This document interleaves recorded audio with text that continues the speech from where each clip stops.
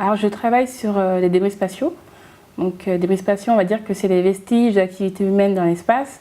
Donc quand on lance des fusées, des morceaux de fusées restent en haut, également des vieux satellites qui ont fini leur mission, enfin des objets divers et variés. Et donc aujourd'hui, la population de débris spatiaux a tellement augmenté qu'on est obligé aujourd'hui de trouver des méthodes pour les éradiquer. Et entre autres, moi je travaille sur la modélisation en fait, des événements de fragmentation, donc la collision et l'explosion, et voir comment vont évoluer les débris générés. Alors c'est pour pas qu'ils retombent sur Terre, et également pour éviter qu'ils détruisent ou de manière partielle ou totale des satellites dits opérationnels, mais avant tout préserver l'environnement spatial. Je suis femme de ménage dans l'espace. Ou non, technicienne de surface spécialisée dans le nettoyage de l'espace. C'est un rêve de petite fille.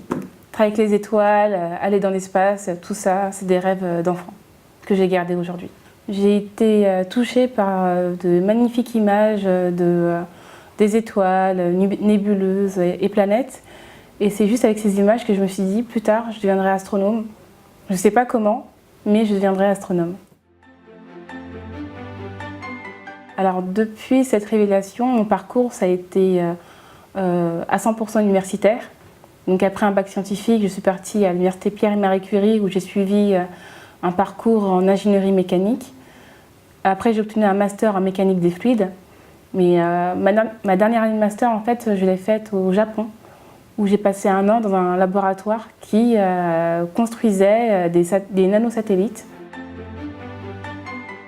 Croire en soi. Même si les gens vous encouragent, si vous n'y croyez pas, vous ne pourrez pas y arriver. On ne peut pas vous remplacer sur ce point-là. La motivation, il faut qu'elle soit là. Croyez en vous, donnez-vous des chances, et même si ce n'est pas facile, essayez. Juste au moins essayez, mais ne pas partir défaitiste. Alors après cette thèse, j'aimerais devenir astronome. Et donc concrètement, c'est faire de la médiation auprès du grand public, que ce soit collégien, lycéen, enfin tout le monde. Et j'aimerais aussi continuer à travailler sur les déchets spatiaux, parce que c'est vraiment une passion, même si ce n'est pas forcément glamour. Et j'aimerais aussi apporter ma contribution en fait, dans tout ce qui touche à l'environnement, donc là l'environnement spatial. Alors mon rêve professionnel, c'est d'être épanouie dans le travail que je ferai plus tard. Parce qu'il y a une citation que j'aime beaucoup, donc je vais faire encore de la pub pour Confucius.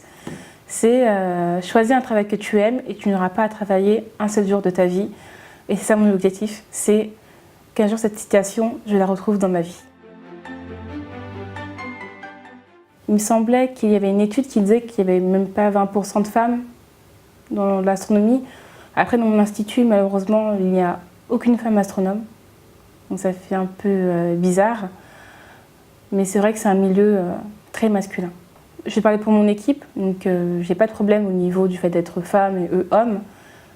Non, je ressens pas de différence, mais c'est vrai que je trouve qu'il y a quand même un manque de diversité dans ce domaine, et c'est vraiment dommage.